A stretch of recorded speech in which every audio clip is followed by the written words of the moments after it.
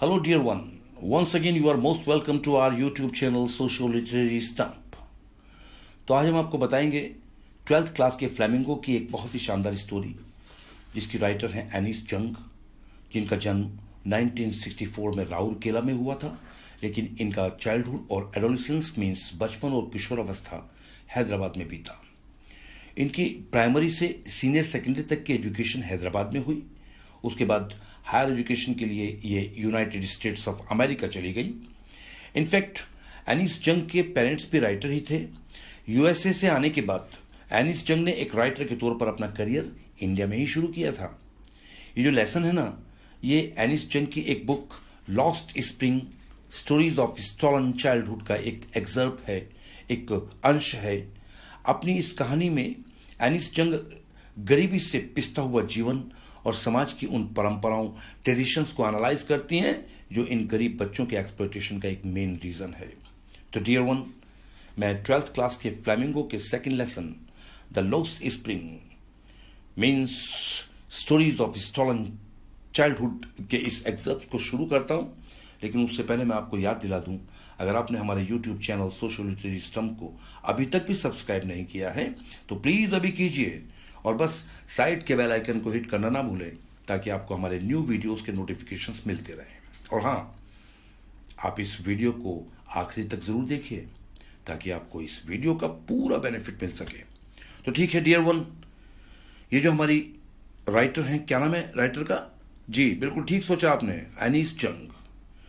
तो in writer की को एक डेली एक लड़का जिसका नाम है साहिब आलम, तो इस साहिब आलम से रोज एनिस जंग की मुलाकात होती है।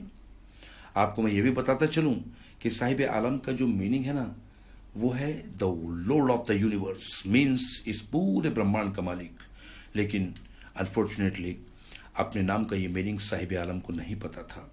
वो तो बस अपने जैसे नंगे पैर वाले बच्चों के साथ गलियों में घूमता रहता था। सुबह को ये सब अपना कचरा बीनने का काम करते थे, और दोपहर होते होते सारे ही बच्चे गायब हो जाते थे। न जाने कहाँ जाते थे ये बच्चे उस वक्त, जबकि दूसरे यंग बॉयज जूते पहना करते थे। ये सब साहिब आलम जैसे बच्चे नंगे पैर ही रहते थे। एक्चुअली ये जितने भी रैग पिकर्स थे, ये सब ही दिल्ली की एक पेरिफेरी एक बाहरी इलाका था, सीमापुरी, जो आज भी है, वहाँ रहा करते थे। और अगर वहाँ इनके घरों का हम जिक्र करें तो इन लोगों के कच्ची मिट्टी के मकान हुआ करते थे, जिनकी जो छतें थीं वे या तो टिन की होती थी, या कुछ ने अपने घरों की दीवारों पर छत के रूप में तारपुलिन मीन्स तिरपाल डाला हुआ था।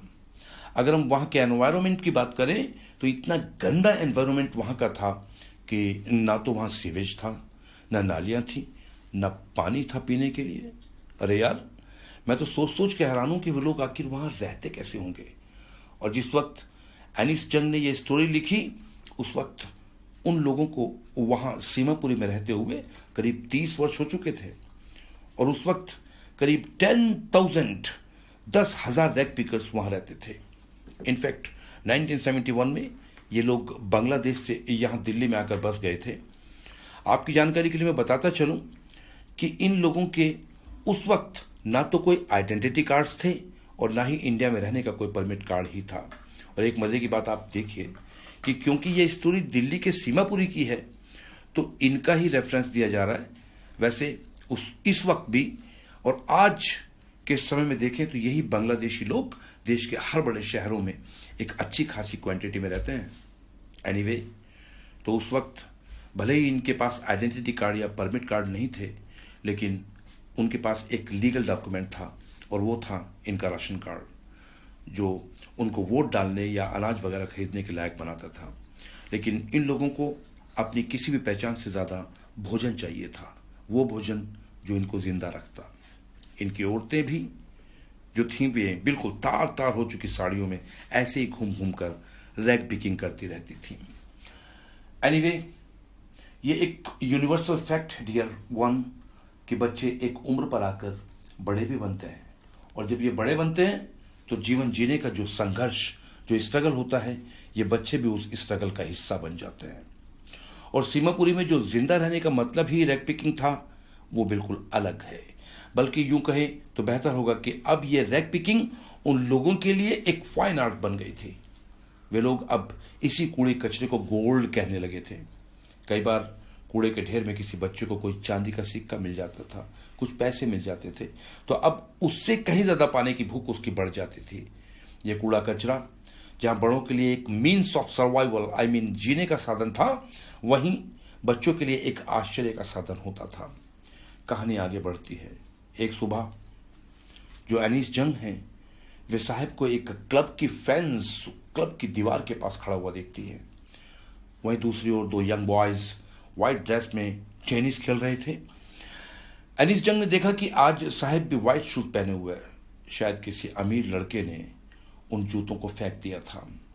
उन जूतों में क्योंकि एक में एक होल हो रहा था, तो हो सकता है कि उस बच्चे ने उन्हें पहनने से मना कर दिया हो। लेकिन साहब के लिए तो एक होल, एक सुराख वाला जूता पहनना भी जैसे किसी सपने के पूरा होने जैसा था। एनीवे, बात करने पर पता चला अब साहब रैक पिकिंग नहीं करता, बल्कि वो किसी टी स्टॉल पर काम करने लगा था, जहां उसको 800 रुपीज महीना और सभी समय का खाना मिलता था। इस वक्त जब एनीस जंग उसको देखती हैं, तो वे पाती हैं कि अब साहब पहले की तरफ बेफिक्र नहीं रह गया था। वो इस समय एक स्टील का कैनिस्टर पकड़े हुए है, जो उस प्लास्टिक बैग से कहीं ज्यादा भारी लग रहा है जो वो पहले अपने कंधे पर लादे रहता था। बस डिफरेंस ये है कि वो प्लास्टिक का बैग उसका अपना हुआ करता था, लेकिन ये स्टील का कैनिस्टर उसके मालिक का है। मतलब अब साहब अपना मालिक खुद नहीं था, बल्कि उसका मालिक अब कोई और था। एनीवे डियर, यहां एनीस जंग की lost spring stories of stolen childhood की पहली कहानी फर्स्ट पार्ट खत्म होता है। लेकिन यह कहानी अपने पीछे छोड़ जाती है कई सवाल जो कि अनसुलझे हैं। तो आगे हम कोशिश करेंगे उन अनसुलझे सवालों के जवाब तलाशने की, क्योंकि उससे पहले हम यहाँ शुरू करते हैं एक और इसी लेसन की स्टोरी, जिसका मेन कैरेक्टर है मुकेश नाम का एक यंग बॉय, जो पहली स्टोरी के साहिब की तरह किसी दूसरे को अपना मालिक बनाने के लिए नहीं सोच रहा होता है, बल्कि वो अपना मालिक खुद ही बनने पर जोर देता है और उसका पूरा फोकस इसी बात पर है। एनीवे, तो एनीस जंग मुकेश की कहानी में बताती है कि वो एक मोटर मैकेनिक बनना चाहता है, और इसके लिए क्योंकि कार चलाना सीखना बहुत जरूरी है, तो वो कहता है कि वो कार चलाना सीख लेगा। But his dreams look like a mirage. In fact Mukesh Firozabad की धूल भरी गलियों में रहता है। वो फिरोजाबाद जो दुनिया में अपनी बैंगल्स के लिए फेमस है, इस शहर का हर दूसरा परिवार बैंगल्स बनाने के काम में ही जुटा रहता है। फिरोजाबाद के लिए कहा जाता है कि ये शहर पूरे इंडिया के ग्लास शीशे की ब्लोइंग के लिए, उसको पिघलाने की एक जो इंडस्ट्रीज है, उनका सेंटर है। फिरोजाबाद के जो परिवार हैं, those families have spent generations making bangles for women, और मुकेश की फैमिली भी उन्हीं फैमिलीज में से एक है। डियर वन, जिस टाइम एनीस जंग ने यह स्टोरी लिखी थी, उस वक्त वे बताती हैं कि अबाउट 20,000 चिल्ड्रन इलीगल मीन्स गैर कानूनी रूप से इन हाई टेम्परेचर वाली जो ग्लास की फर्नेस होती हैं, मीन्स शीशा पिघलाने वाली भट्टियां, उनमें काम करते थे। जिन गलियों में उन लोगों के मकान हुआ करते थे ना, वे बहुत ही बदबूदार हुआ करती थी, बिल्कुल अटी पड़ी रहती थी वो कूड़े से। टूटे फूटे घर, टूटी फूटी छतें, उखड़ी हुई विंडोज, और उन्हीं घरों में इंसानों के साथ साथ जानवर भी रहते थे। मुकेश के परिवार का एक बुजुर्ग एक बहुत ही गरीब चूड़ियां बनाने वाला कारीगर है। अपनी लाइफ में वो हमेशा कोशिश करने के बाद भी अपना मकान जो कि टूटा फूटा था, उसको रिनोवेट नहीं करा पाया। इवन अपने 2 बेटों को वो गरीब चूड़ी बनाने वाला बुजुर्ग कभी स्कूल भी नहीं भेज पाया।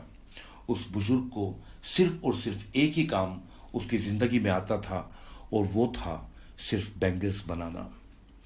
यहां एनीस जंग बताती हैं कि मुकेश की दादी ने अपने पति को अपनी आंखों के सामने ही ग्लास को पॉलिश करने वाली डस्ट से अंधा होता हुए देखा था, लेकिन फिर भी उनका मानना था कि चूड़ियां बनाना तो उनके परिवार को गॉड गिवन लीनिएज है, उनकी वंश परंपरा है, जिसे वे कभी छोड़ नहीं सकते थे, क्योंकि उन्होंने जन्म ही चूड़ियां बनाने वालों के परिवार में लिया था। फिरोजाबाद की हर गली में, हर दूसरे घर में दुनिया के हर रंग की चूड़ियों को देखा जा सकता है। इन्हीं चूड़ियों का ढेर फिरोजाबाद के यंग बॉयज के द्वारा खींची जाने वाली गाड़ियों पर लगा दिया जाता था। इस शहर के अंधेरी झोंपड़ियों में कलर्ड ग्लास को वेल्ड करके उनको सर्किल में मोल्ड करके चूड़ियां बनाने वाले लड़के लड़कियां अपने माता पिता के साथ बैठे हुए हमेशा दिखाई देते थे। इनफैक्ट हमारी इंडियन सोसाइटी में चूड़ियों को औरतों के सुहाग के रूप में देखा जाता है। They symbolize auspiciousness in marriage. Anyway, समय के साथ साथ फिरोजाबाद भी बदला तो है, लेकिन बहुत कम बदला है। दिमागों को सुन्न कर देने वाली वर्षों की मेहनत ने, जैसे यंग बॉयज की इनिशिएटिव लेने वाली किसी काम की पहल करने वाली इच्छा ने इच्छा को जैसे मार ही डाला है। ये यंग बॉयज कभी कोई अपनी यूनियन या ऑर्गेनाइजेशन भी नहीं बना पाए, और इसी की वजह से इस चूड़ियों के बिजनेस में जो भी मीडिएटर थे, जिन्हें हम बिचौलियां या दलाल कह सकते हैं, वे इन यंग बॉयज का एक्सप्लॉयटेशन, उत्पीड़न करते रहे, क्योंकि उनकी आवाज को उठाने वाला उनका कोई लीडर ही नहीं था। अनीस जंग बताती हैं कि एक्चुअल में दो दुनिया हैं, जिनमें एक दुनिया है इन चूड़ी बनाने वालों की दुनिया, जो कि जकड़े हुए है अपनी गरीबी के जाल में, और दूसरी दुनिया है मनी लैंडर्स, कर्ज देने वालों की, उन मीडिएटर दलालों की, और साथ ही उन पुलिस वालों की जो इन गरीब चूड़ियां बनाने वालों को लूटते रहते हैं। लेकिन इन सब मुसीबतों के बाद भी मुकेश की आंखों में कुछ सपने हैं, और अपने इन्हीं सपनों को पूरा करने के लिए वो दूसरे लोगों से कुछ अलग होने का या अलग करने का फैसला करता है। और इसीलिए अपने इस गॉड गिवन लीनिएज, यानी भगवान के द्वारा दी गई इस वंश परंपरा को छोड़कर वो एक मोटर मैकेनिक बनने का डिसीजन लेता है। तो एक बार एनिस जंग उससे पूछती हैं कि तुमने कभी एरोप्लेन उड़ाने का भी सपना देखा है क्या? ये सुनकर मुकेश धीरे से ना में अपनी गर्दन हिला देता है। उसका कहना है कि मैं सिर्फ उन कारों का ही सपना देख सकता हूं, और उन्हीं को देखकर सेटिस्फाई होता हूं जो मेरे शहर फिरोजाबाद की सड़कों पर दौड़ती हैं। एरोप्लेन का सपना तो इसलिए नहीं देखता क्योंकि फिरोजाबाद के ऊपर बस कुछ ही एरोप्लेन्स उड़ते हैं जो कभी कभी ही दिखाई देते हैं। और यहाँ आकर ये मुकेश की कहानी भी खत्म हो जाती है। इस स्टोरी का सेकंड पार्ट भी खत्म होता है। तो डियर वन, आपने इस एग्जर्प्ट में एनिस जंग के उस ग्राइंडिंग पॉवर्टी और ट्रेडिशन को एनालाइज होते हुए देखा है, जो हजारों लोग और विशेष रूप से बच्चों को दुख और एक्सप्लॉयटेशन का जीवन जीने के लिए मजबूर करते हैं। और ये हमारी जो सिटी लाइफ है ना, उसका एक बिटर ट्रूथ है। वही गंदगी और गरीबी, चाहे वो दिल्ली में सीमापुरी हो या यूपी में फिरोजाबाद हो, हर जगह मौजूद रहती है।